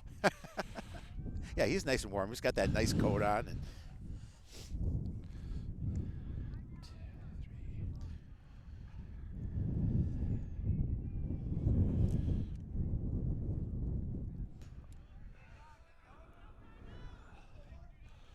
close the book, by the way, on Logan Ness. 5 innings pitched, 5 hits, 4 runs, all of them earned, 6 walks and 7 strikeouts. Terrific effort from him. Manders' first pitch fouled back by Luke Gunderman. Gunderman singled in the first, struck out swinging, and then also popped out to the shortstop, Manders, who he now faces. Westman leads away from first. Watch out. We're in the bottom of the 6th. 10-4, Coon Rapids. Looking to make it 2 straight.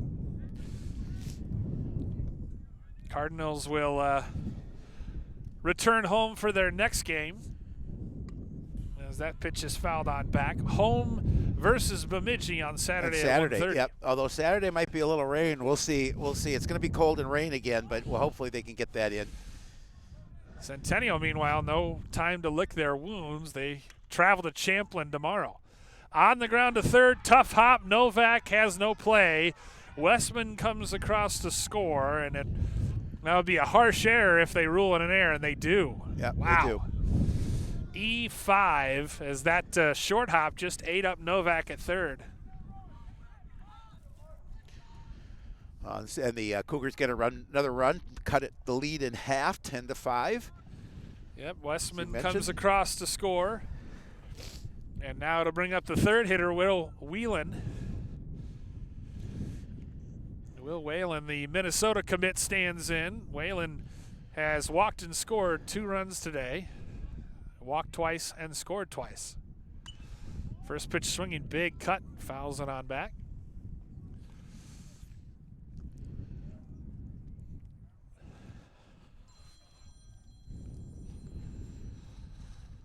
Must be a call from the bullpen. They want you, Hupp. They want you to throw an inning. Anything to keep warm right now. I might be open to that. Count is 0-2 on Whalen with 2 outs and a runner at first.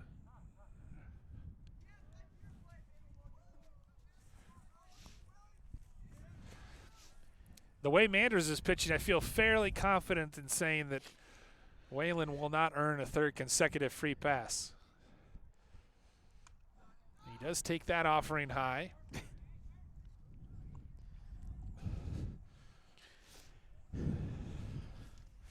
Big thanks to Mike Peterson working the camera and Will Riley producing today. Swung on and missed, and that strikeout ends the inning. Manders blows kisses towards the Centennial dugout. 6 innings in the books. Centennial gets a run back, but Coon Rapids still leads it 10-5 here on the road. 7th inning, first pitch swinging by Sammy Lee over to first, and a nice play by the new first baseman there, Leeser, moves over from second. Owen Hackett on the mound for this 7th inning. So 1 pitch, 1 out, as Sammy Lee grounds out 5-3 for the first out of the inning. Rolls the order over for Jaden Kopp, the catcher.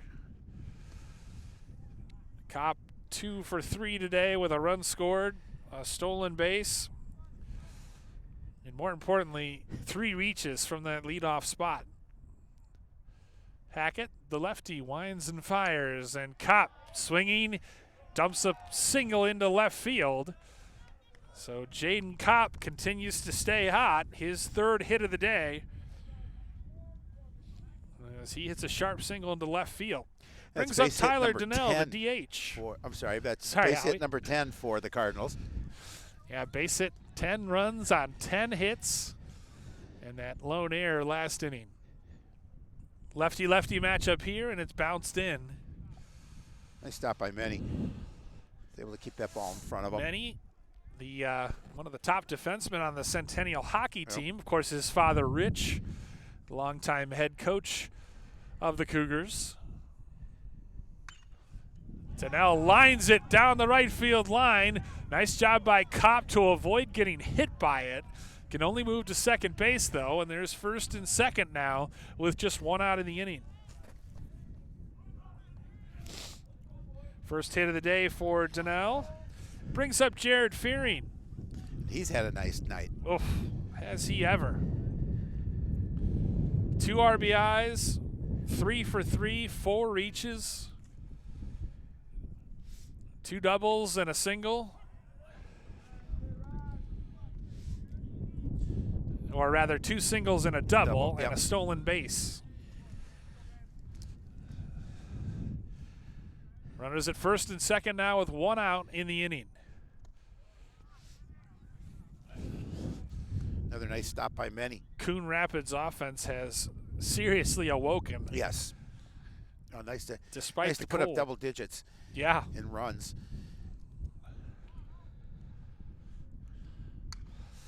Fearing pops it up. Leeser tracking back in foul territory, puts the squeeze on it for out number 2.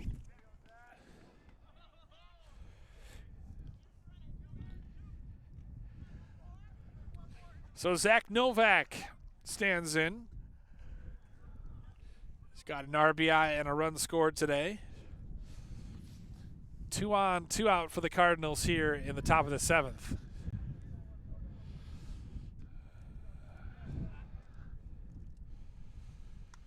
First pitch swinging. Seems like Hackett is coming in and throwing strikes at least. Fourth pitcher of the day used by this Centennial bullpen.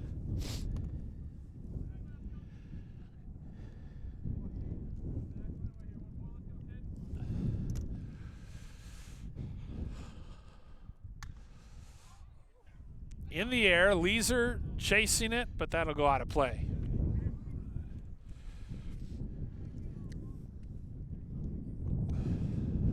Cardinals seeing if they can put some additional runs on the board here in the top of the seventh. Yeah, never a bad idea to add a little insurance on absolutely. if you can help it. The way Centennial can hit the ball.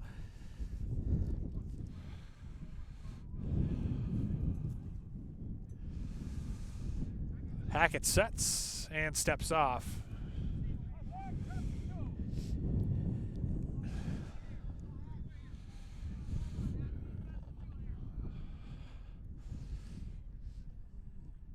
A 9-run fourth inning, the difference in this game.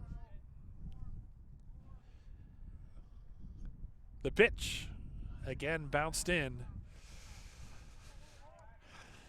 Hackett has my respect. No sleeves out there. That's tough. Well, what about you? No gloves. Well, so no gloves. You have my respect. And I'm kicking myself every minute. That's dumped into left field. That'll get down for a base hit. They hold the runner at third. So now the bases are loaded with 2 outs here in the 7th. Station to station for the Cardinals. Novak, his first hit of the day. So now you've got Kopp at third, Denal at second, and Novak at first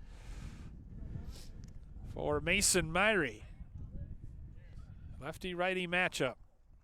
And Myrie takes wide.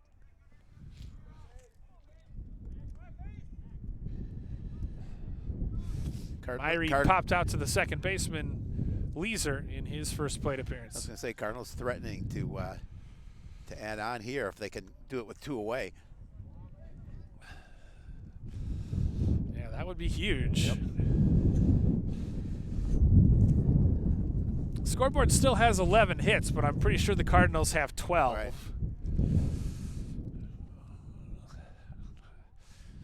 Maybe they've just stopped tracking it because there's been so many. You think?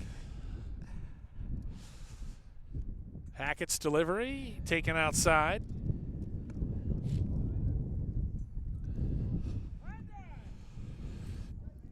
Well, the rain is held off. That's a positive. Yeah, it'll probably it's maybe about 7. They're saying now. Okay.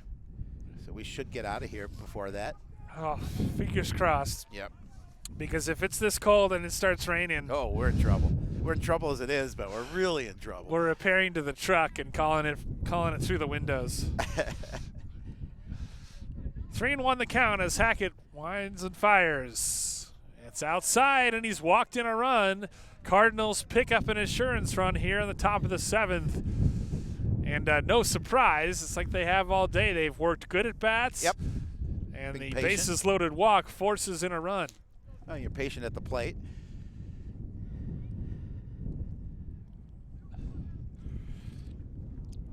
RBI, second of the day, or first of the day, I should say, for Myrie. Ness first pitch swinging, pops it back behind our broadcast location. But don't worry, no broadcasters were threatened in the course of that at bat. No one was harmed.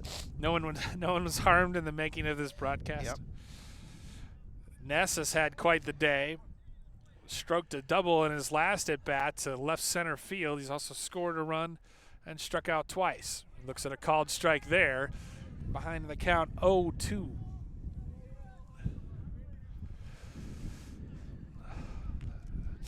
Like we said, Centennial, this is the second of a 9-game in 10 days stretch for the Cougars.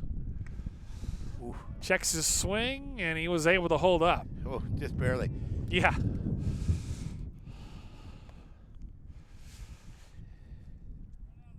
Counts 1-2 with the bases loaded and 2 out. Hackett pitching from the windup, delivers, and off-speed pitch fools Ness, who strikes out for the third time today.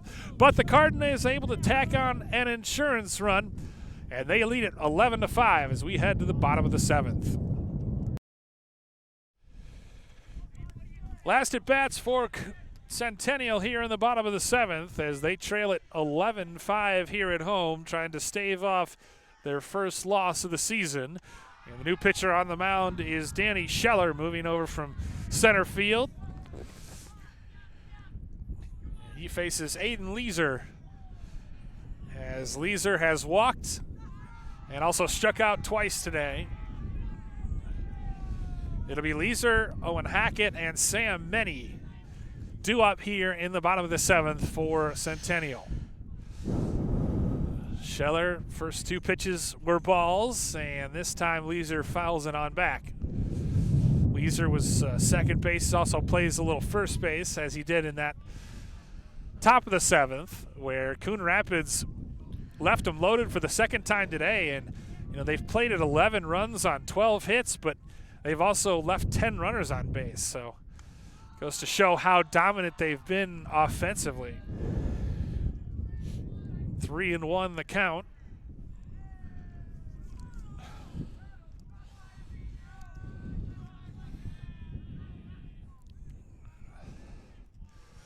The pitch, and Leeser fouls it off down the out of play left.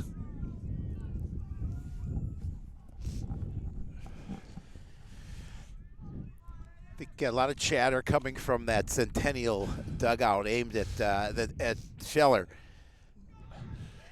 Yeah, you can definitely hear it. Things have gotten a little spicy the last after that inning. last Coon inning. Rapids barking at the Centennial manager, and Leeser works a leadoff walk. His team trails by 6, but they need base runners, They and do. he gets aboard to start the 7th. Second walk of the day earned by Leeser. Not helping the average, but helping the OBP. Brings up Owen Hackett, who had the big hit of the day, Gave her a leaving the ride. yard in his last at bat, hitting a 2-run homer. Hit a homer today, pitched in relief. He's kind of done it all. He's got a runner aboard here in the 7th, as Scheller now pitches from the stretch. The 1-0. Taken high. Got to be very careful with a big bopper like Hackett. You do. As you do. But you Danny also, Lee starts warming up in the Coon Rapids bullpen, just in case. You want to be able to throw strikes. The set and the There's pitch. Yeah, he pumps over a strike.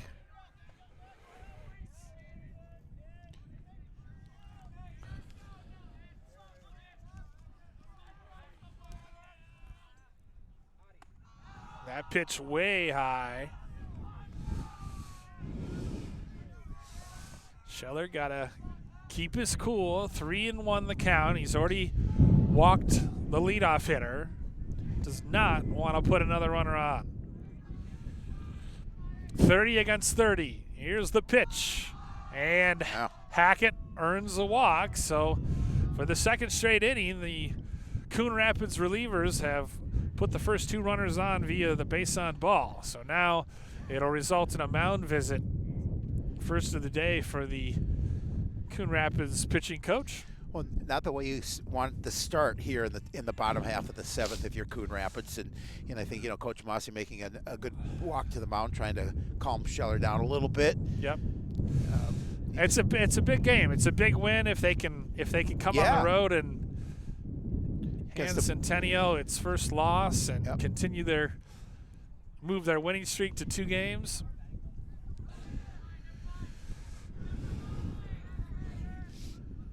So many strides to the plate with 2 on and nobody out here for Centennial in the bottom of the 7th. And they, because of the Blaine comeback yesterday, know better than anyone, that, hey, just 1 batter at a time and a 6-run lead is not insurmountable. Nope. Anything's possible, especially you get 2 on and nobody out, and your pitcher's not finding the strike zone. Scheller continues to miss high, as that first offering was at many's eyes. Pitching from the stretch now, he delivers. And another high pitch. You see how he's missing high with those offerings. He's behind in the count to many, 2-0.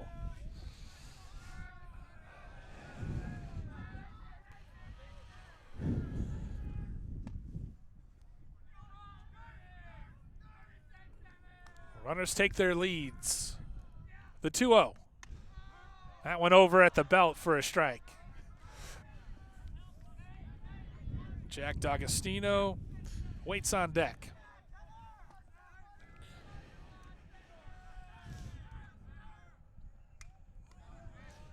Then he fouls it off, and the count's even at 2. Cardinals definitely need an out here. I mean, not that the game is in danger at this point, but you just want to get that out. You want to get out of this inning and get the win. And you don't want to make it. Want to get in a warm car. No doubt. As many swings and misses for the first out of the inning. He'll take that strikeout. Yes, he will. Many goes down on strikes for the first time today. Brings up Jack D'Agostino. He's 0 for 3. Struck out twice and flown out to the right fielder, Stahlberger. Big strikeout recorded by Scheller. And now he seems to have found his groove in the strike zone as he pumps across the strike.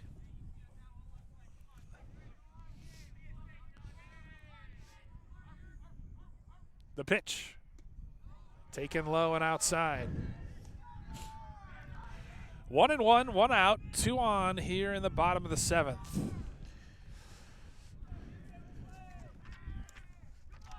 Danny Scheller on, trying to close this one out. Inside, and they caught the inside corner for a called strike. The way that he backed out of the way, I thought it was going to be a ball. But I did as well. And a nice job of framing that by Kopp, and Scheller finds himself ahead 1-2.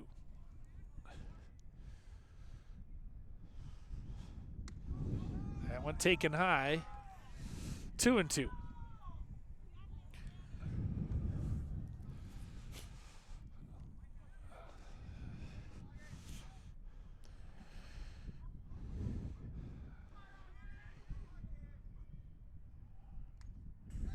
Fouled on back by D'Agostino. And if you're the Centennial batters, you just want to make sure you don't swing anything bad. You want to make sure you protect the plate. You know, if there's any question, just make sure you get at least a piece of it, like he did there. Yeah, do not want to give away at bats at this juncture.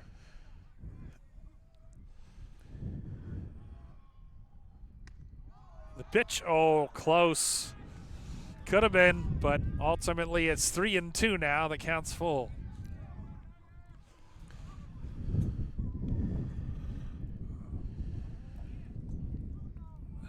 Both Meanwhile, Kopp and Ness are going to. Ness is talking with Kopp, so I don't know if he says, hey, I struck this guy out twice. Here's what you should throw him.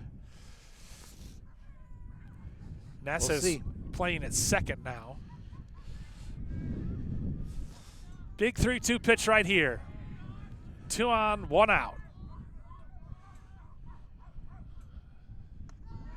Inside, and D'Agostino works a walk to load the bases. Third walk issued by Scheller. Lee was warming up and brings up Anders Westman. Singled and scored to lead off the 6th. He's also walked and had an infield single. So he's 2 for 2 today with a run. He looks at a called strike. Yeah, for Scheller, just his job just to make sure you find that zone, but you don't want to groove anything to him either. With bases loaded, 1 away.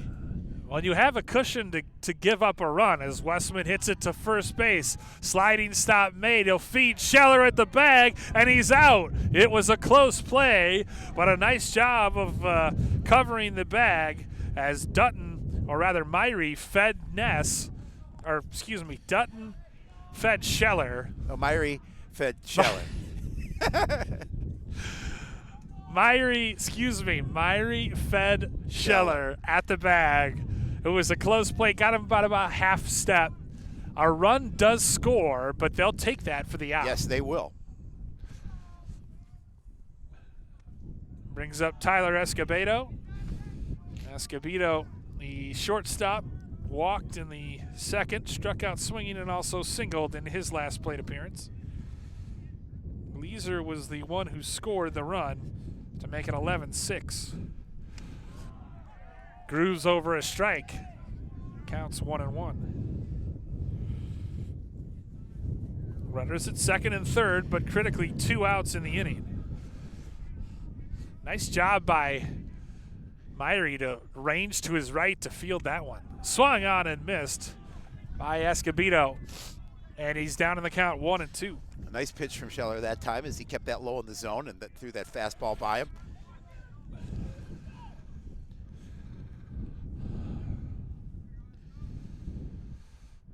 Scheller rocks and fires. Struck him out. Tyler Escobedo goes down on strikes to end the ball game.